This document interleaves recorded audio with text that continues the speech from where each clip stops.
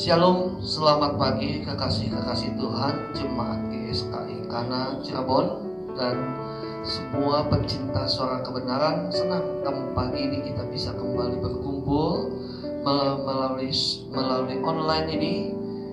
Dimanapun kita berada, mari kita siapkan hati kita untuk masuk ke dalam hadirat Tuhan dan untuk menerima kebenaran Tuhan.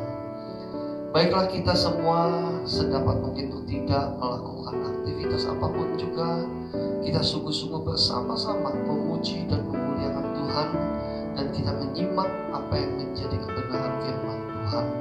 Dan saya percaya hari ini kita semua akan diberkati oleh Tuhan, dan kita semua akan menikmati hadirat Tuhan terus memberkati. Mari kita siapkan hati kita.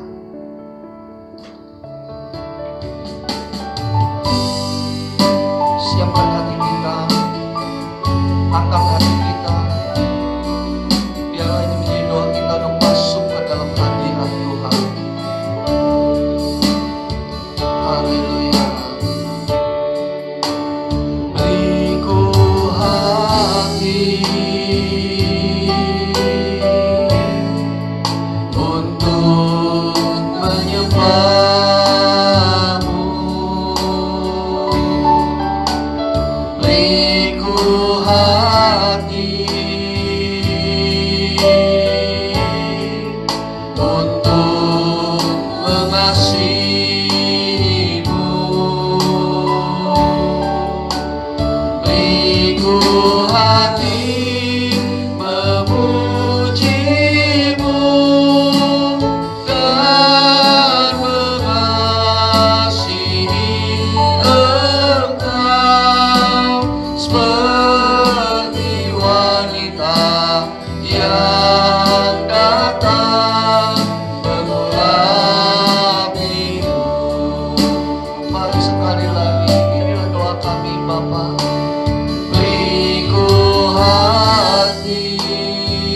Kami mau menyenangkan Bapa untuk menyembah-Mu.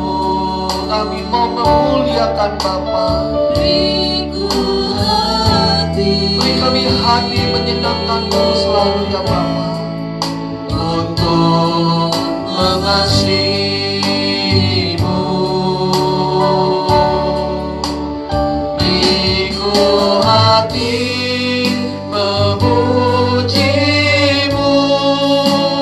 dan mengasihi Engkau, seperti wanita yang datang mengurapi-Mu. Beriku hati, beriku hati memuji-Mu dan mengasihi Engkau, seperti wanita yang datang mengurapi-Mu. Mari sekali lagi katakan beriku hati. Setiap kita angkat tanganmu, angkat hatimu, angkat tanganmu, berikan yang terbaik bagi Dia. Sembah Dia, muliakan Dia. Beriku hati untuk mengasihi-Mu Tuhan, haleluya. Beriku hati memuji-Mu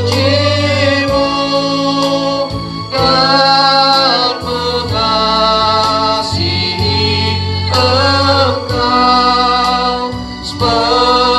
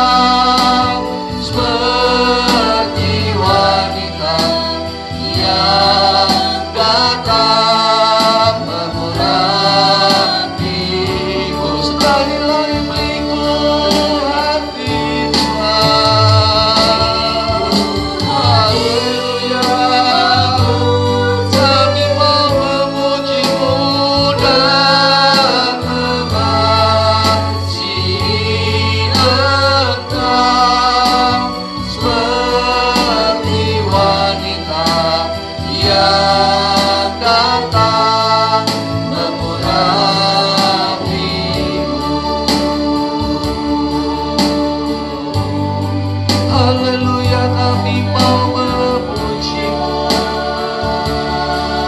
kami mau menyembah-Mu, kami mau menyenangkan-Mu Bapa. Kaulah kekuatanku, Bapalah penghiburanku. Beriku hati menyembah-Mu, beriku hati memuliakan-Mu, beriku hati mengagungkan nama-Mu. Aku mau menyenangkan-Mu Bapa. Hidupku hanya bagi-Mu, hidup hanya bagi kemuliaan-Mu. Inilah kami Bapa, kami mau memuji-muji-Mu, kami mau menyembah-Mu. Haleluya, haleluya, haleluya, haleluya,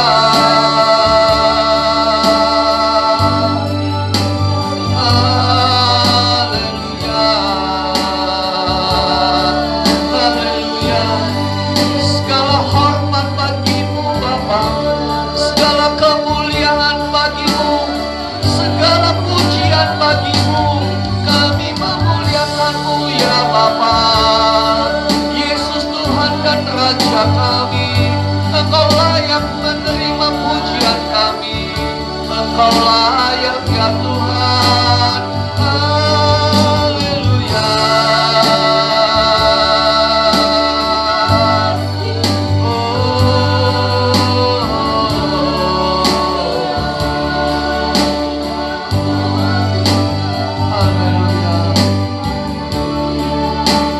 Beriku hati memuji-Mu dan mengasihi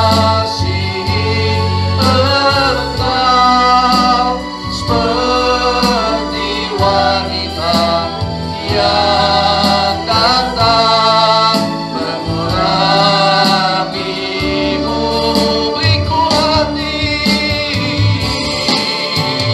beriku hati memuji-Mu dan mengasihi Engkau, seperti wanita yang datang mengurapi-Mu. Seperti wanita yang datang mengurapi-Mu. Seperti wanita yang datang mengurapi-Mu. Kami siap Bapa memuji dan menyembah-Mu, kami siap memuliakan dan menyenangkan-Mu. Di dalam nama Putra Tunggal Bapa yang mulia dan agung, kami berdoa. Amin. Selamat beribadah. Haleluya, terpuji nama Tuhan. Mari jemaat Tuhan yang dikasihi Tuhan, kita mau siapkan hati dan pikiran kita untuk memuji menyembah Tuhan kita, Raja di atas segala raja. Kita mau katakan tiap orang harus tahu siapa Yesus. Melalui sikap hidup kita, kita akan tunjukkan pada orang siapa Yesus Tuhan kita. Haleluya. Terima kasih Tuhan. Terima kasih Yesus. Haleluya.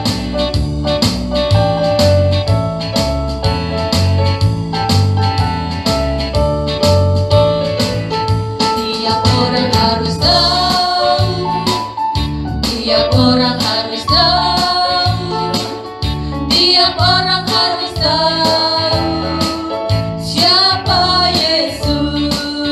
Tiap orang harus tahu, tiap orang harus tahu, tiap orang harus tahu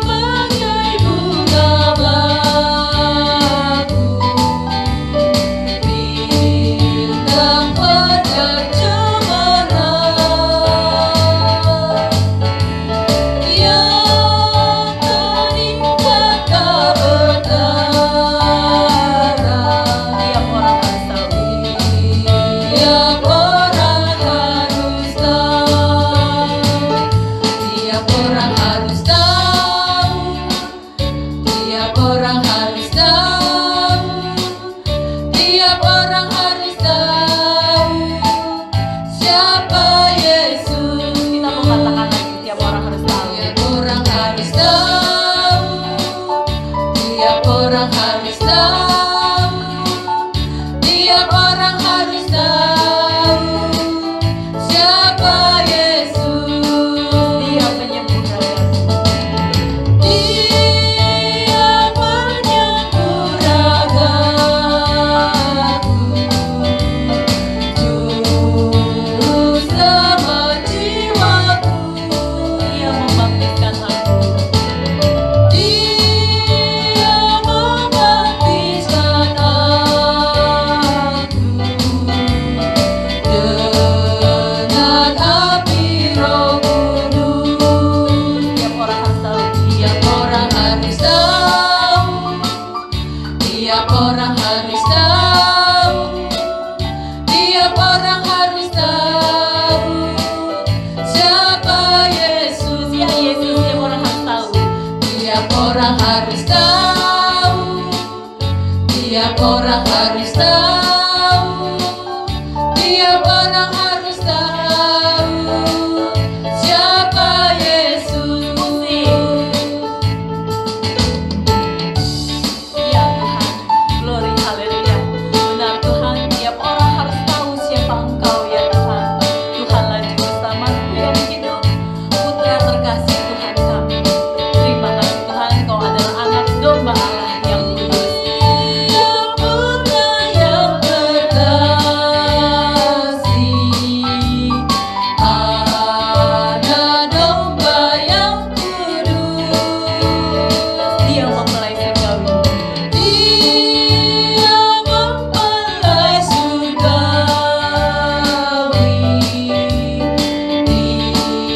Tiap orang harus tahu, tiap orang harus tahu, tiap orang harus tahu, tiap orang harus tahu siapa Yesus. Tiap orang harus tahu, tiap orang harus tahu, tiap orang harus tahu, tiap orang harus tahu siapa Yesus. Kita mau katakan sekali lagi, tiap orang harus tahu, tiap orang harus tahu, tiap orang harus tahu siapa Yesus.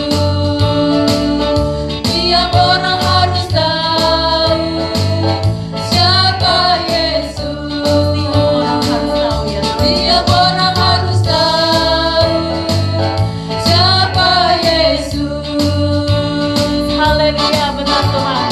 Semua orang harus tahu siapakah Tuhan kita yang besar, Tuhan Yesus Kristus. Kita mau masuk dalam hadiratnya Tuhan lebih lagi.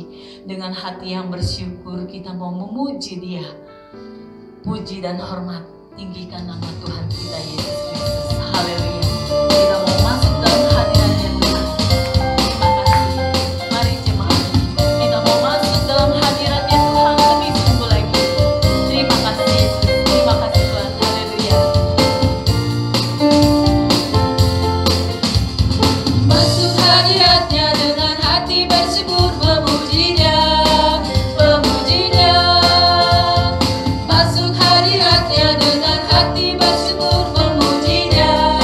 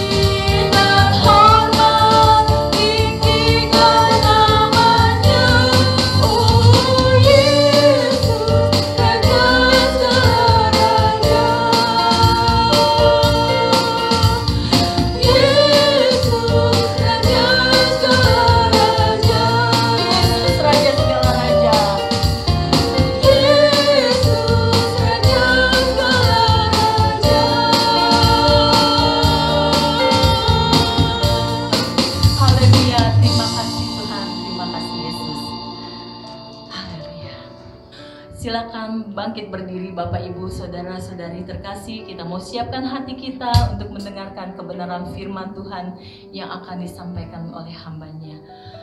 Kita mau datang ke Gunung Kudus Bapa dengan hati yang penuh kekudusan, dengan hidup yang tidak bercela. Terima kasih Yesus, terima kasih Tuhan.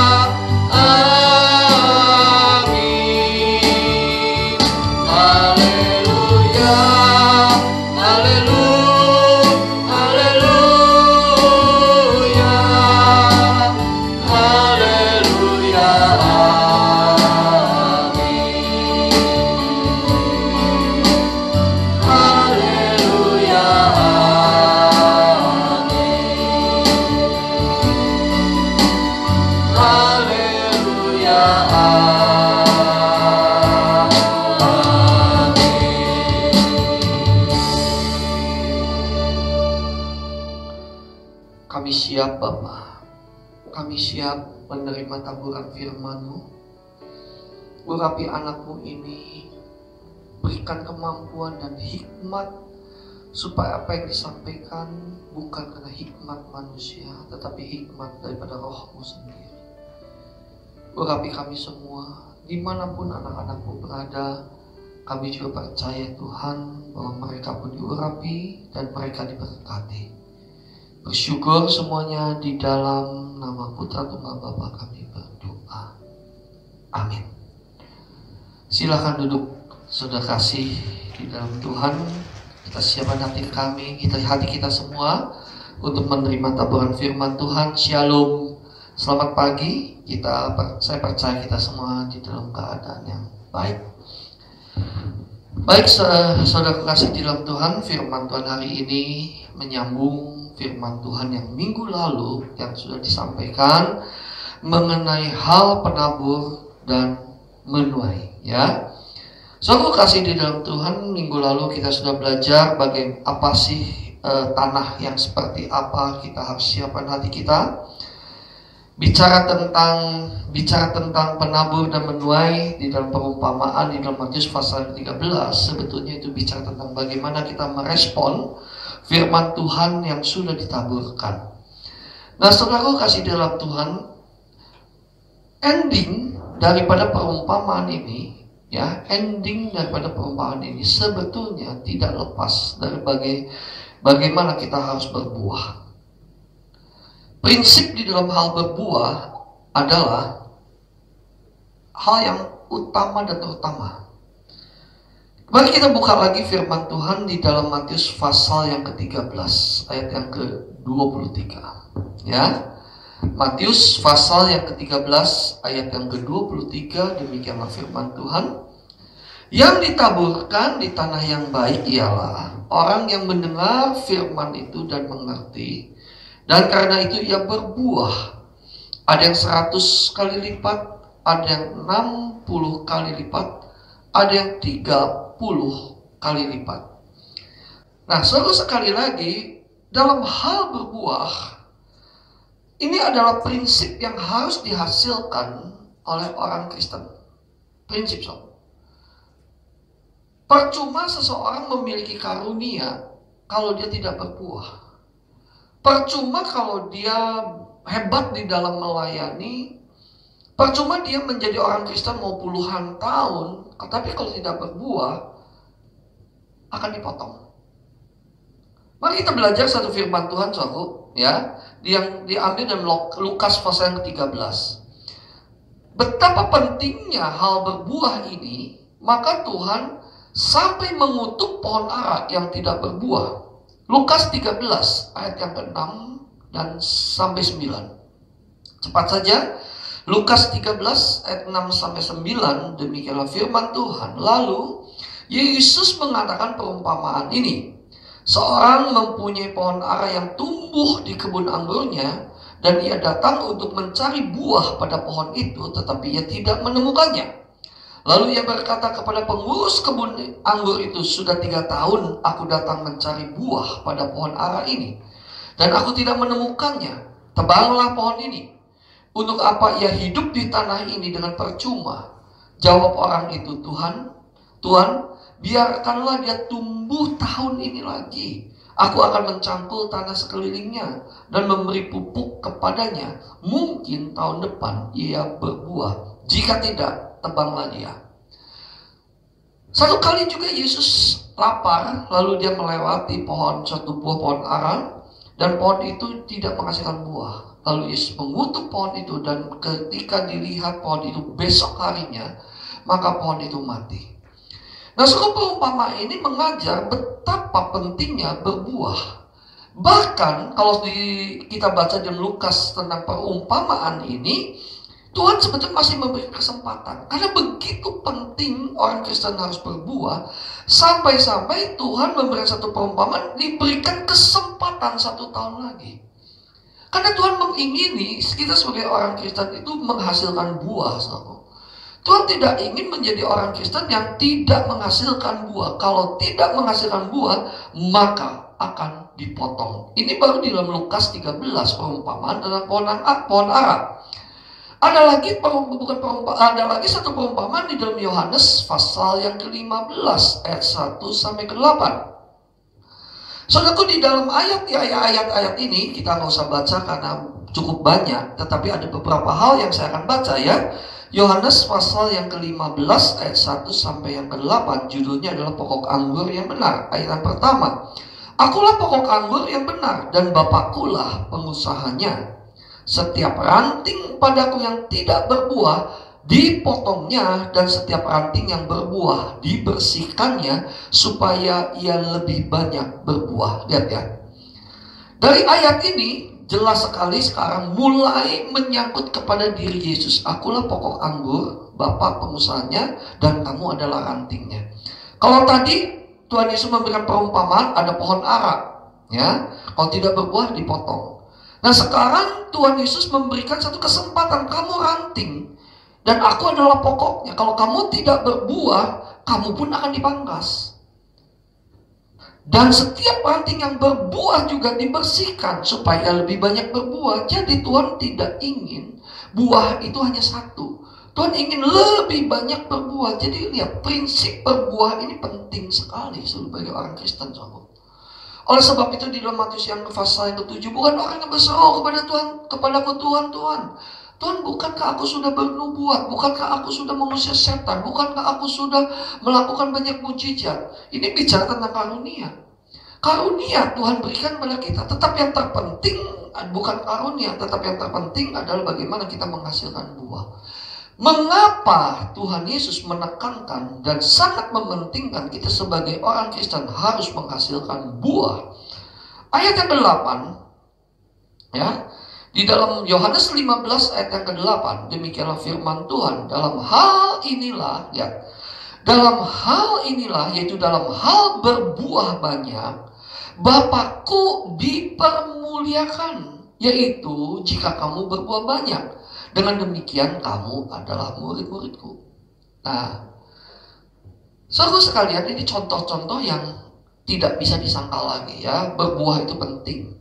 Tuhan Yesus terus mengulang tentang bagaimana kita harus berbuah banyak, bukan hanya berbuah sedikit atau cukup berbuah, tetapi berbuah banyak. Dan ditekankan lagi, kamu adalah murid-muridku. Dengan kata lain, kalau kita tidak berbuah, maka sesungguhnya kita bukan murid Kristus.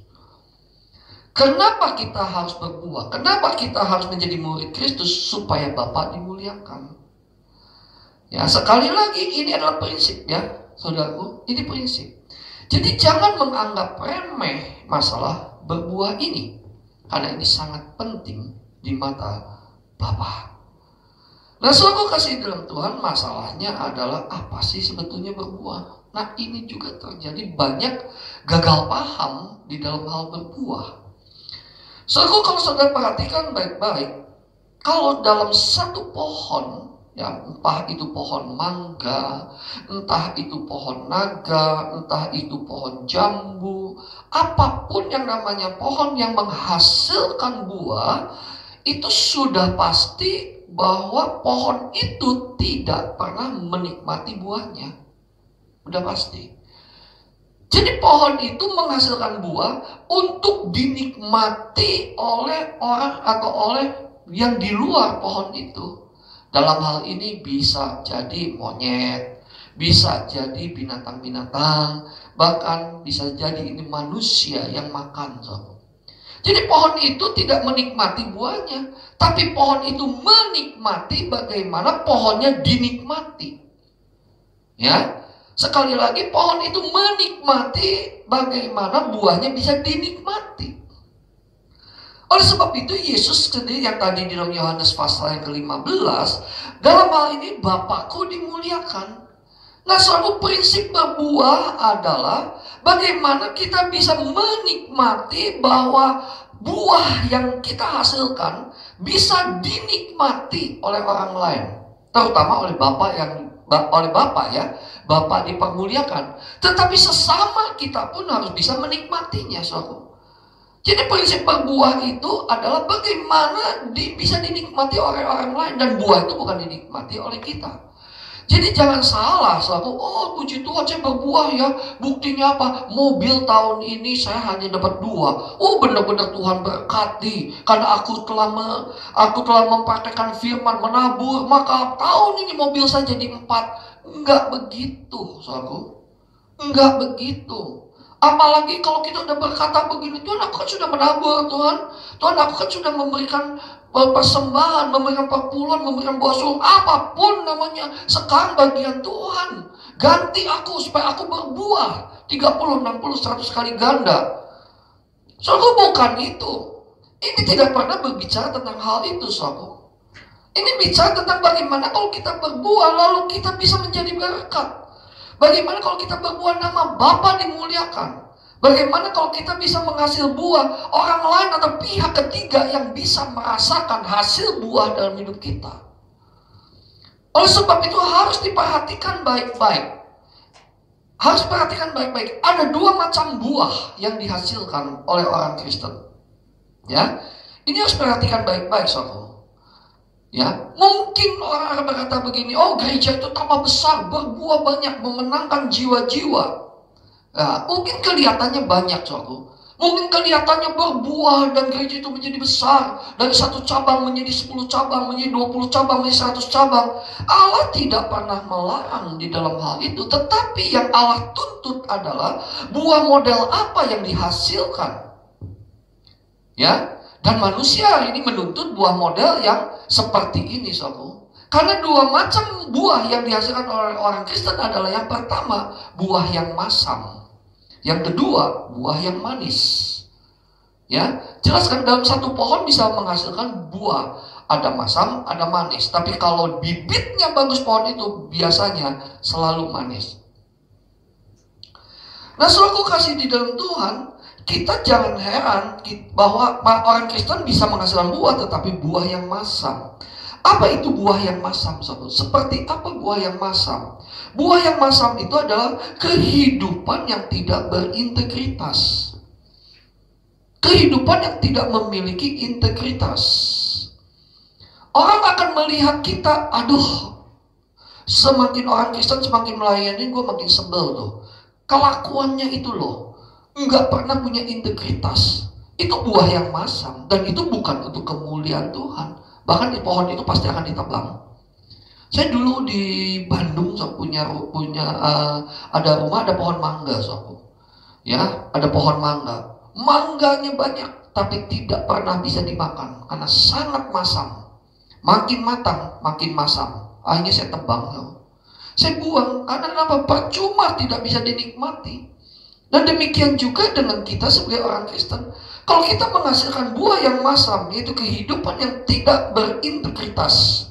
Ya, arti tidak berintegritas adalah perkataan, perbuatan itu tidak sama. Mulut lebih banyak bohong.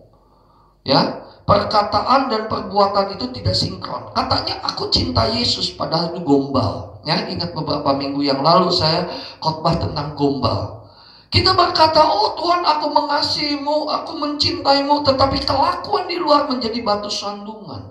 Tidak mengasihi Tuhan. Nah sebaliknya buah yang manis adalah buah yang kehidupan yang berintegritas. Buah yang manis itu apa yang diucapkan sama dengan apa yang dilakukan. Apa yang dipercayai sama dengan apa yang menjadi tindakannya.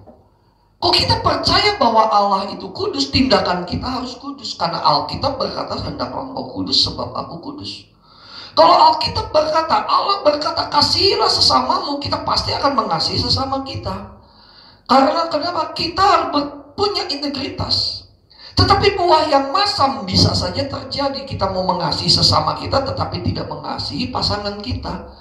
Kita mengasihi sesama kita, sesama manusia, karena sebetulnya ingin dipuji, karena sebetulnya ingin dihormati oleh orang lain. Tetapi kepada keluarganya sendiri dia tidak mengasihi, kepada orang tua tidak mengasihi, kepada adik kakak dia tidak mengasihi, kepada anak, kepada istri dia tidak mengasihi. Itu buah yang masam. Ya, karena punya motivasi. Tapi buah yang manis, semua orang baik sesama maupun keluarga dekat, suami, istri, anak, kakak, adik, orang tua, mertua, itu dapat merasakan, oh inilah murid Kristus yang sesungguhnya. Nah buah yang baik ini adalah buah yang manis. Nah itu tergantung kita sebetulnya, saudara. Karena sebetulnya bibitnya sudah bagus, yaitu kita di pokok anggur itu adalah Kristus sendiri. Kita adalah ranting yang menempel kepada Kristus sendiri. Nah sekarang tinggal kita, apa yang disampaikan minggu lalu tentang 4 jenis tanah ini, saudara, ya kembali kan, respon kita seperti apa? Respon yang pertama, kita nggak mau belajar, yang nggak mau mengerti. Yang kedua, lalu kita memahami dan gembira karena kita menangkap bahwa firman itu seolah untuk kita, tetapi mengalami pada saat mengalami masalah atau penderitaan, penindasan, lalu kita lupa. Atau hanya mendengar karena fokus kita hanya kepada dunia ini saja, keinginan dunia. Atau betul-betul mau mendengar, memahami, dan mengerti. Ini akan menghasilkan buah yang manis. Oleh sebab itu setiap firman sebetulnya yang ditaburkan itu baik, saudara. Setiap firman yang ditaburkan itu baik.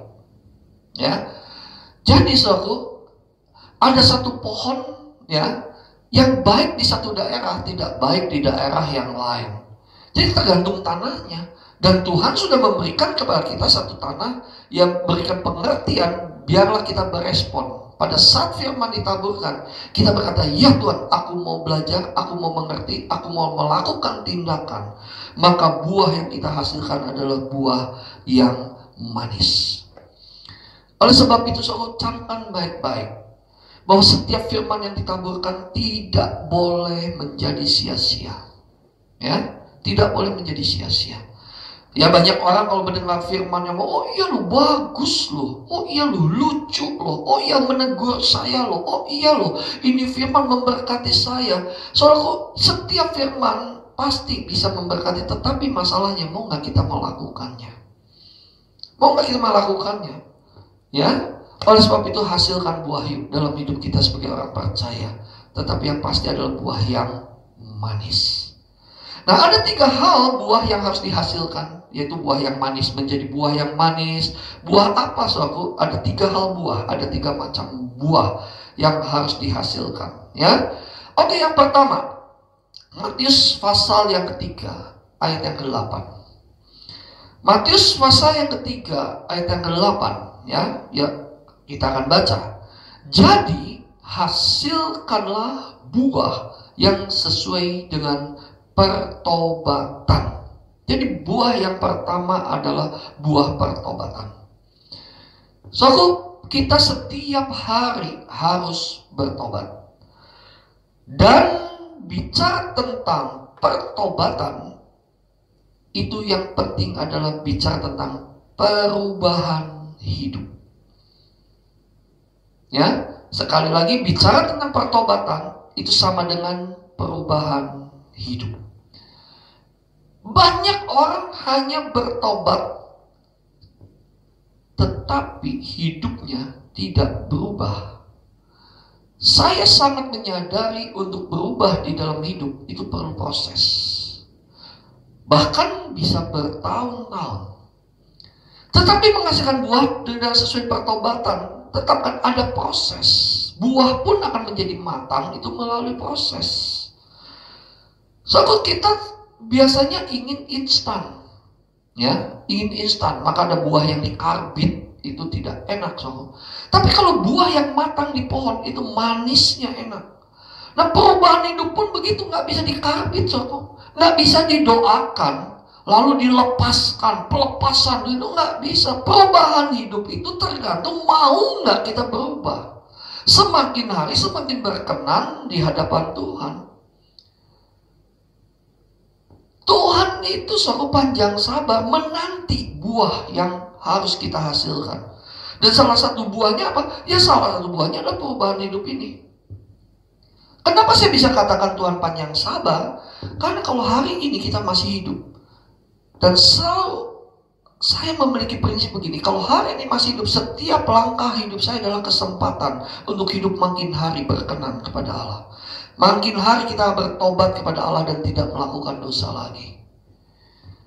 Buah pertobatan, saudara, itu prinsip sekali. Kalau kita sudah berkata, aku percaya Yesus, aku mau menghasilkan buah sesuai dengan pertobatan. Semakin hari kita berubah hidup, semakin hari kita menyenangkan Tuhan, semakin hari kita serupa dengan Kristus, saudara.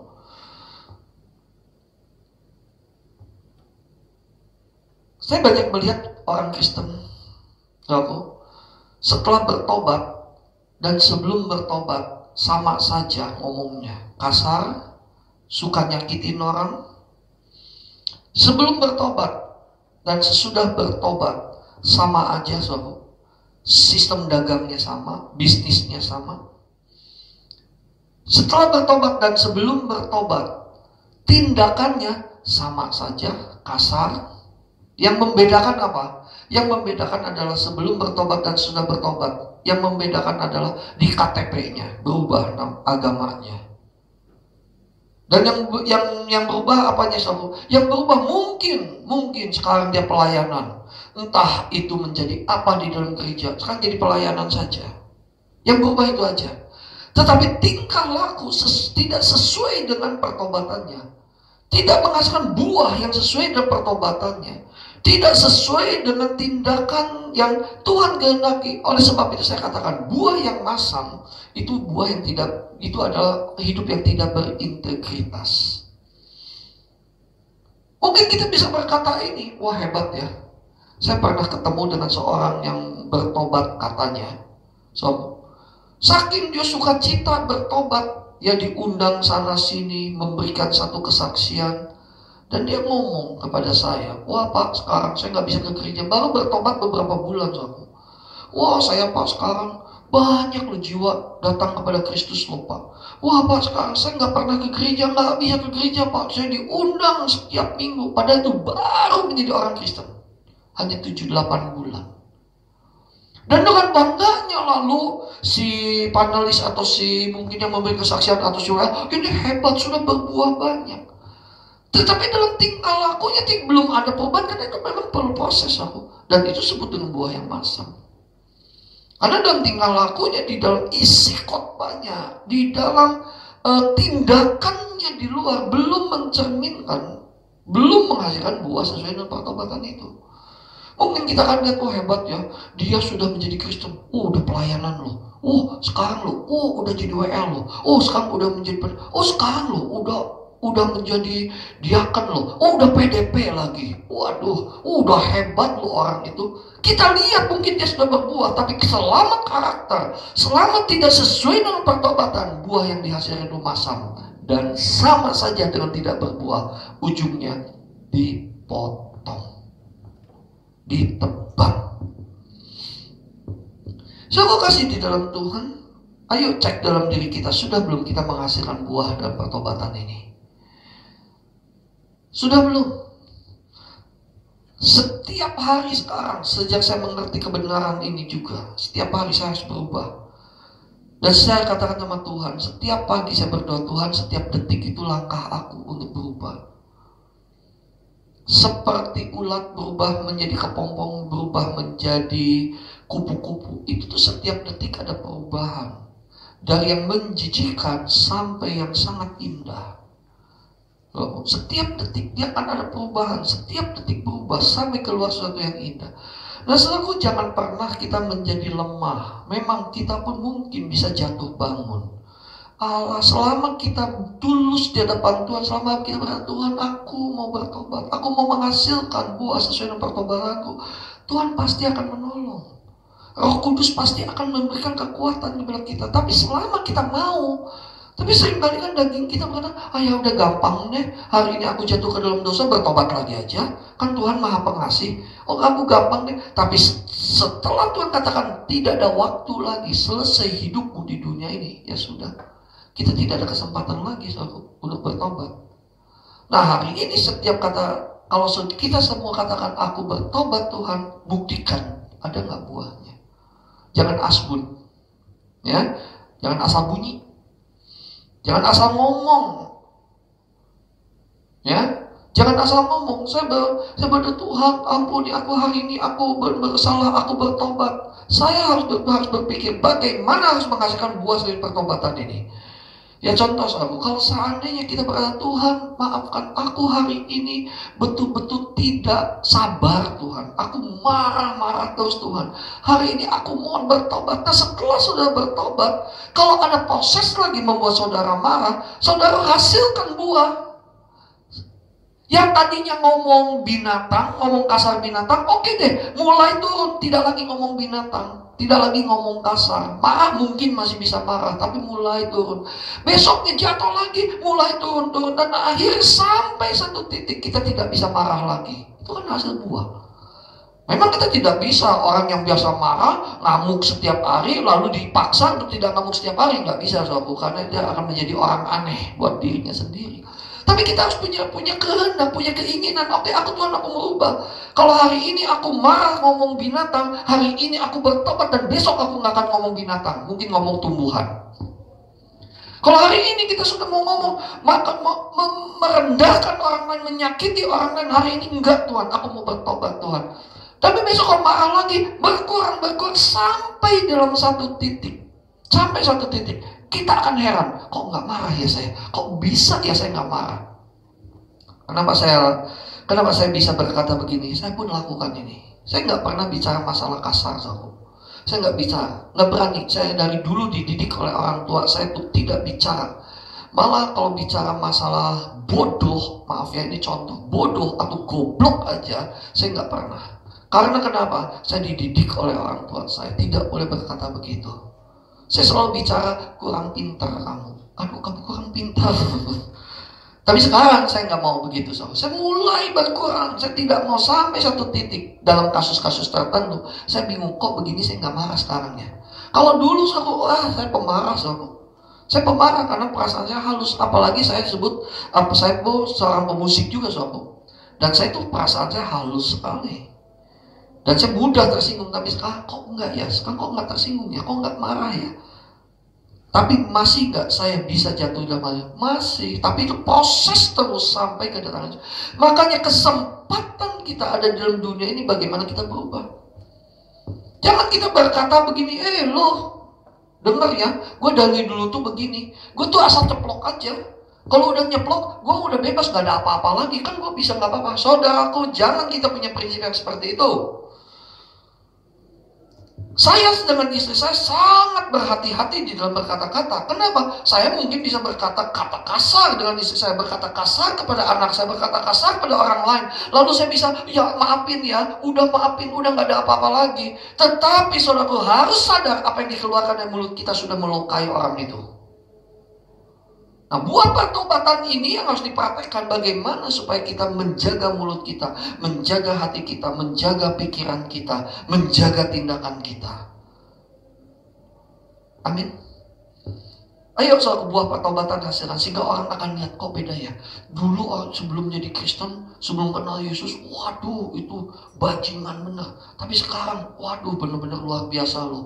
Sekarang dia mulutnya, perkataannya, tapi sekali lagi bukan hanya untuk dilihat orang, tapi luar dalam. Artinya di rumah tangga harus berubah, di dalam keluarga harus berubah, keluarga besar harus berubah. Jangan hanya lagi khotbah, jangan hanya lagi pelayanan, bisa tertawa, tetapi di rumah cemerut tanpa ada ekspresi sama sekali kasih, itu tidak berintegritas. Jangan sampai kita hanya di gereja bisa sabar, kelihatan sabar, tapi di rumah, waduh kurang ajar gitu. Baik sama istri, baik sama suami, baik sama anak. Ya, kita di gereja bisa mengangkat tangan, kita di gereja bisa memuji Tuhan, tapi di rumah kita ringan tangan bukan mau bekerja, ringan tangan mukulin. So, ayo kita bertobat. Kita bertobat betul-betul. Betul-betul kita bertobat, hasilkan buah pertobatan itu. Ya, harus berintegritas.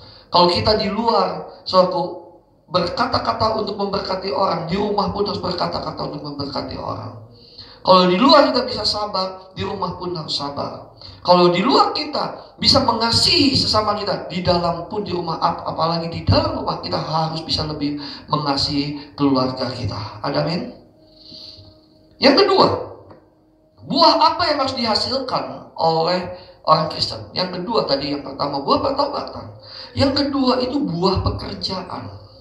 Kolose 1 ayat yang ke-10. Kolose 1 ayat yang ke-10, demikianlah firman Tuhan. Sehingga hidupmu layak di hadapannya, serta berkenan kepadanya dalam segala hal, dan kamu memberi buah dalam segala pekerjaan yang baik, dan bertumbuh dalam pengetahuan yang benar tentang Allah. Buah di dalam pekerjaan. Ya, pekerjaan yang apa, suatu? Baik, kita buka lagi Titus pasal yang ketiga ayat yang ke-14. Titus pasal yang ketiga ayat yang ke-14. Ya, demikianlah firman Tuhan, dan biarlah orang-orang kita juga belajar melakukan pekerjaan yang baik untuk memenuhi keperluan hidup yang pokok. Ya. Ini kuncinya, keperluan hidup yang pokok, supaya hidup mereka jangan tidak berbuah. Jadi buah pekerjaan itu penting, saudara.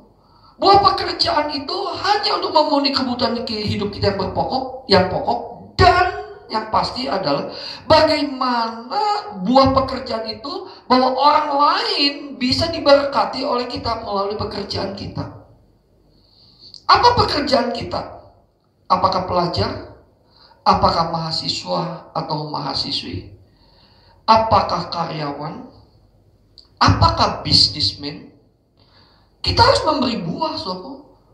Nah, banyak sekali pengertian di sini. Oh iya, Pak, bisnis saya berbuah, Pak. Sejak saya ikut Komsel, sejak saya ikut Tuhan, berbuah, Pak, dari 10 cabang menjadi 20 cabang. Wah, oke, itu bagus. Tetapi sekali lagi, apakah buah itu untuk ego kita, untuk dinikmati sendiri, atau buah itu untuk menjadi berkat? Oleh sebab itu prinsip berbuah adalah sebetulnya prinsip berbuah adalah prinsip ownership atau stewardship. Ownership adalah milikku, atau stewardship adalah pengelola. So, kita harus menghasilkan buah di dalam pekerjaan kita.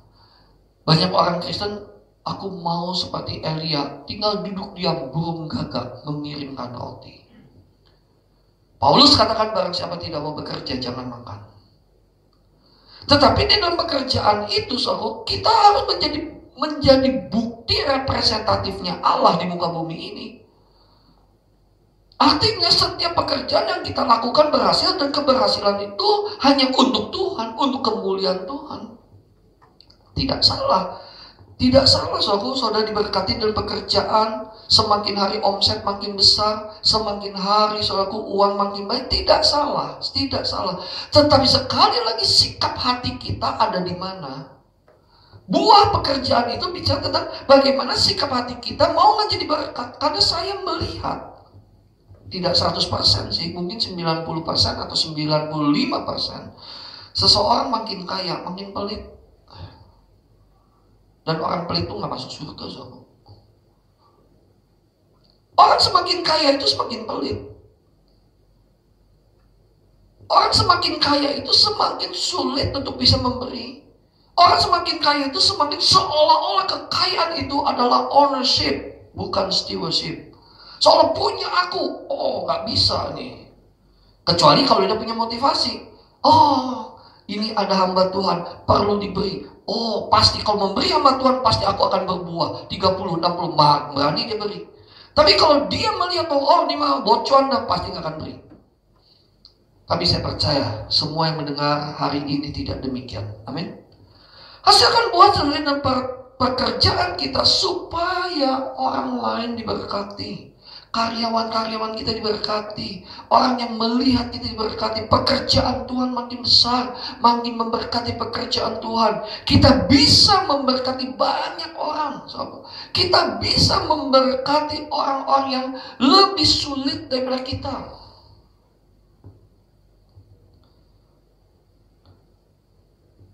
Saya teringat oleh salah satu perkataan dari mantan pejabat negara ini. Ya. Mantan pejabat, dia dulu pengusaha, lalu dia dari orang tuanya dia memiliki hati yang sangat luar biasa, yaitu memperhatikan orang miskin. Dia selalu memberkati mereka dengan memberikan mereka kail, artinya usaha mereka, dimodalin mereka, tapi terbatas. Sampai dia berkata begini, bahwa kalau kamu benar-benar mau memberkati orang miskin, jadilah pejabat, karena di situ ada dana yang cukup besar untuk memberkati orang miskin. Nah itu yang benar, saudara. Kalau Tuhan memberkati kita baik dengan jabatan, Tuhan memberkati kita baik dengan pekerjaan bisnis yang baik, ingat itu bukan untuk diri sendiri. Bukan untuk diri sendiri. Tahu gak saudara, satu pohon semakin dia menghasilkan buah yang banyak, semakin dia akan dirawat oleh pemiliknya. Pasti. Semakin buah itu manis, semakin buah itu bisa menjadi berkat untuk orang lain. Dan manis, bisa dimakan dan dinikmati. Saya percaya pemiliknya itu makin merawat. Pemiliknya itu makin menyayangi pohon itu. Dan pohon itu tidak akan pernah kekurangan nutrisi. Tidak akan pernah. Ya, semakin pohon itu. Dan semakin pohon itu dirawat terus. Dan kalau saudara baca di dalam Yohanes 15 tadi, yang berbuah itu semakin dibersihkan. Semakin kalau kita menjadi berkat, semakin dibersihkan, semakin berkenan. Wah saudaraku, pada saat kita mau menjadi berkat di dalam pekerjaan kita, menjadi menghasilkan buah pekerjaan, Tuhan berkati bukan hanya di bumi ini, bukan hanya di dalam kekekalan, di bumi ini pun Tuhan akan cukupkan. Ya, satu pohon hasilnya baik, dibersihkan. Itu bicara tentang hidup kita dibersihkan, semakin hari semakin berkenan di hadapan Tuhan. Lalu dipupuki, lalu diberikan nutrisi-nutrisi yang baik. Itu bicara apa? Kehidupan di bumi pun Tuhan akan pelihara. Tapi mau gak kita menghasilkan buah untuk menjadi berkat? Buah itu bukan untuk diri sendiri. Buah itu bukan untuk dinikmati oleh diri sendiri, tapi buah itu dinikmati oleh orang lain. Kadang-kadang kita rugi ya kalau kita seolah-olah apa yang kita hasilkan lalu orang lain yang menikmati, seperti itu kira-kiranya. Saudaraku, selama kita tulus di hadapan Tuhan dan kita mau menghasilkan buah, makin kita menjadi berkat, makin orang lain menikmati buah yang kita hasilkan, makin banyak buah yang akan kita hasilkan. Makin banyak buah yang akan kita hasilkan untuk menjadi berkat, dan itu tidak akan pernah kekurangan. Yang ketiga buah yang harus dihasilkan. Yang pertama tadi buah pertobatan. Yang kedua buah pekerjaan. Yang ketiga itu buah roh. Itu ada di dalam Galatia 5 ayat yang ke-22 sampai 23. Tetapi buah roh ialah kasih, sukacita, damai sejahtera, kesabaran, kemurahan, kebaikan, kesetiaan, kelemah lembutan, penguasaan diri. Tidak ada hukum yang menentang hal itu. Artinya buah roh itu apa, saudaraku? Buah roh itu adalah artinya kita harus menghasilkan karakter ilahi dalam hidup kita. Itu buah roh. Karena apa? Karakter ilahi itu tidak ada lain adalah kasih. Karena buah roh yang ada di dalam Galatia 5 ayat 22 sampai 23 itu paralel dengan 1 Korintus pasal yang ke-13. Intinya adalah inti daripada semuanya ini adalah kasih. Allah adalah kasih. Bukan Allah ada kasih, tapi Allah adalah kasih. Jadi kalau sebagai orang Kristen tidak memiliki kasih, saya meragukan apakah kita hidup di dalam Allah. Karena Allah kita adalah kasih. Allah adalah kasih. Kalau kita menjadi anak Allah, otomatis kita pun harusnya kasih. Kasih itu tidak memilih-milih. Kasih itu tidak menuntut, saudara. Ciri orang yang menghasilkan buah roh adalah dia bisa mengasihi. Bahkan firman Tuhan dia mengajarkan. Apa gunanya kalau kita mengasihi orang yang mengasihi kita? Apa gunanya orang yang bisa mengasihi orang yang menguntungkan kita? Tapi bisakah kita mengasihi musuh-musuh kita? Bisakah kita mengasihi orang yang kita benci? Bisakah kita mengasihi orang yang merugikan kita? Semakin kita bisa memberikan buah kasih, buah roh kepada sesama kita, kepada pasangan kita, kepada anak kita, kepada siapapun juga, saya percaya kita akan semakin banyak menghasilkan buah roh itu. Kasih, sukacita, damai sejahtera, kesabaran, kemuliaan, kebaikan, kesetiaan, kelemah lembutan, dan penguasaan diri itu adalah bagian-bagiannya daripada kasih, saudara.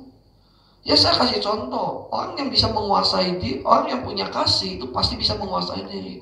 Karena orang yang tidak bisa menguasai diri, biasanya itu kasihnya itu hampir nggak ada. Gue nggak peduli ya, yang penting gue mau marah, yang penting gue.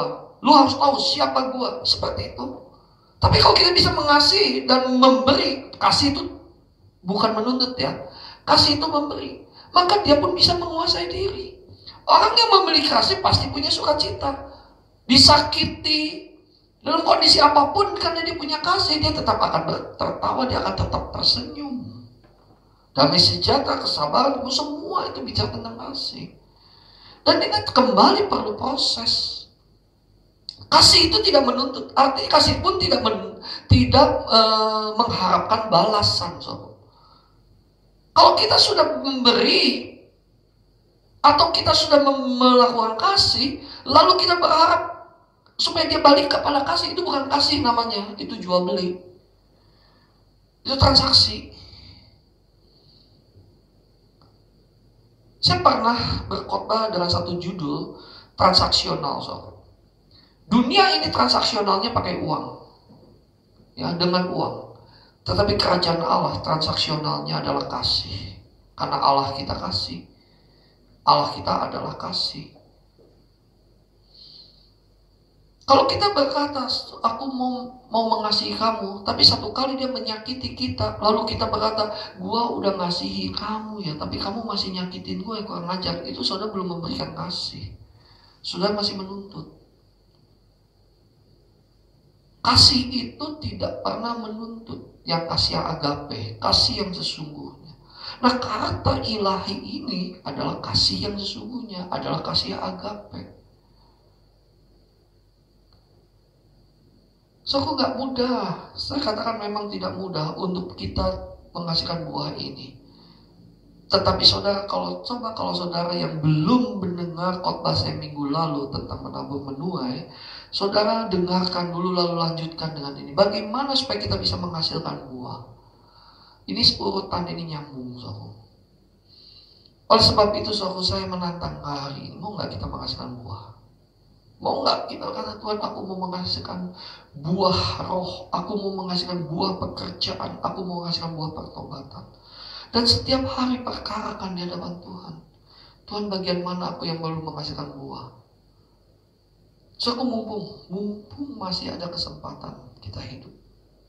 Mumpung masih ada kesempatan kita boleh menikmati kehidupan ini. Untuk kita berubah. Beberapa hari ini, sobat, istri saya setiap hari, hampir setiap hari berkata begini. Saya heran ya, Bi, kalau kita lihat di Facebook ya, terutama di Facebook, setiap hari melihat orang yang mati, yang meninggal. Terlebih banyak yang pelayan-pelayan Tuhan, saudara. Selamat jalan kekasih kami Bapak Gembala A, selamat jalan kekasih kami Bapak Pendeta B, selamat jalan, ketemu nanti di surga dan sebagainya. Itu setiap hari.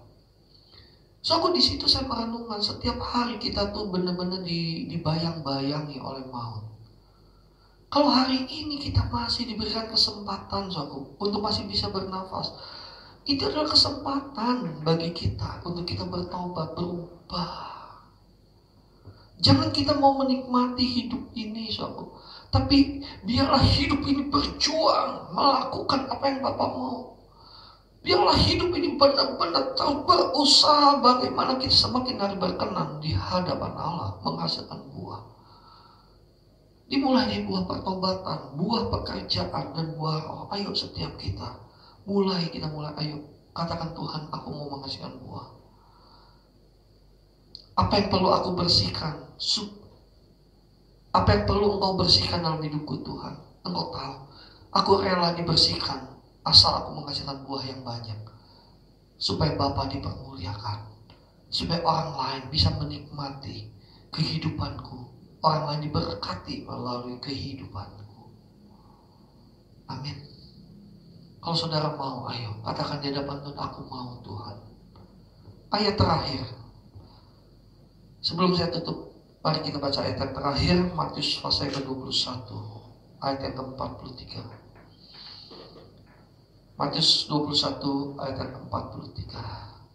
Mari saya undang pemimpin pujian, singer, silakan maju ke depan. Matius 21 ayat yang ke-43. Demikian firman Tuhan, sebab itu aku berkata kepadamu bahwa kerajaan Allah, perhatikan, kerajaan Allah akan diambil daripadamu dan akan diberikan kepada suatu bangsa yang menghasilkan buah kerajaan itu. Saya membaca ini ngeri. Saya hanya berdoa, Tuhan, jangan diambil ya Tuhan. Jangan diambil daripadaku. Jangan diambil. Aku mau menghasilkan buah. Aku gak mau Tuhan diambil. Aku gak mau dipotong. Aku mau menghasilkan buah. Jangan terlambat. Jangan sampai terlambat. Dan jangan sampai menyesal. Kalau satu kali kita dipanggil Tuhan, lalu katakan, aku tidak kenal kamu, karena kita tidak menghasilkan buah, atau kita menghasilkan buah yang masam, tidak berintegritas. Jangan saudaraku nanti menyesal. Selama ada kesempatan hari ini, selama kita masih bisa bernafas hari ini, itu adalah kesempatan yang paling indah dan daripada Tuhan untuk kita berubah. Setiap hari kita berubah. Saya akan tutup dengan perkataan ini. Perubahan bukanlah suatu perubahan sampai terjadi satu perubahan. Sekali lagi, perubahan bukanlah suatu perubahan sampai terjadi satu perubahan. Kalau saudara mau berubah, mari kita berubah. Mari kita bangkit berdiri. Sama-sama kita bangkit berdiri.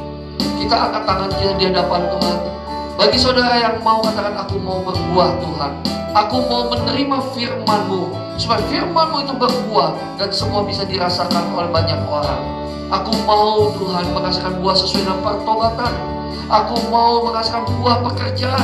Aku mau menghasilkan buah roh. Biarlah hidup kami Tuhan menjadi berkat dan manfaat buat banyak orang. Angkat tangan-Mu dan biarlah kita berdoa di hadapan Tuhan. Biarlah kita menyenangkan Tuhan, kita menyukakan hati Tuhan. Haleluya. Katakan, beriku hati. Haleluya. Terima kasih Bapa. Beriku hati untuk menyembah-Mu. Beriku hati untuk mengasihi-Mu. Beriku hati memuji-Mu dan mengasihi Engkau seperti wanita yang datang mengurapimu. Mari sekali lagi katakan, beriku hati. Beriku hati. Dimanapun kita berada, mari kita berdoa. Untuk menyembah. Biarlah setiap kita berdoa, Tuhan, beriku hati untuk bisa mengasihi-Mu. sehingga kami bisa berbuah banyak. Berikan kesempatan kepada kami Tuhan untuk kami bisa menghasilkan buah. Berikan kesempatan kepada kami ya Bapa. Selama masih ada kesempatan kami terus berjuang. Terima kasih Bapa. Haleluya.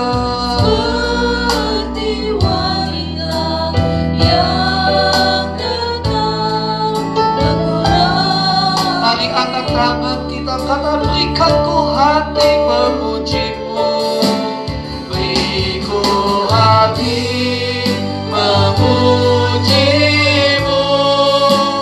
dan mengasihi Engkau seperti wanita yang datang mengurapi-Mu. Beriku hati ya Bapa.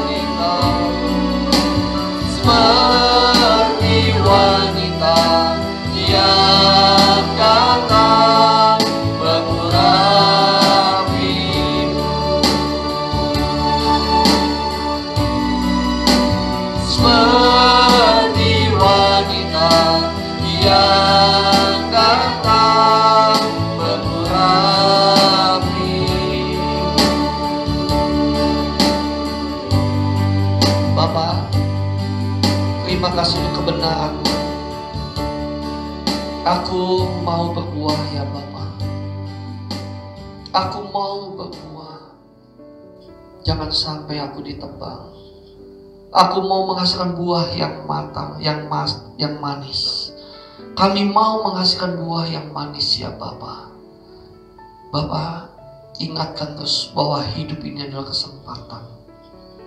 Bagaimana kami harus menghasilkan buah. Terima kasih Bapa untuk firman-Mu.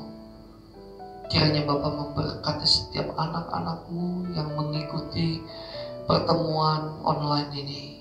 Dan setiap kami, Bapa ingatkan terus supaya kami melakukan kebenaran. Terima kasih Bapa, terima kasih. Kami bersyukur Tuhan untuk pagi siang hari ini. Kami mengangkat tangan kami siapkan hati kami. Kekasih-kekasih Tuhan, terimalah anugerah, kasih anugerah Bapa, damai sejahtera Bapa yang melampaui segala akal turun atas kita semua. Anugerah dan kasih karunia yang daripada Tuhan Yesus Kristus dan persekutuan yang indah dan manis pada Roh Kudus menyertai kita semua mulai pada saat sekarang ini sampai keserupaan Kristus nyata dalam hidup kita, bahkan sampai selama-lamanya. Yang sudah menerima berkat Tuhan sama-sama katakan amin. Selamat pagi, Tuhan Yesus memberkati. Sampai minggu depan. Shalom.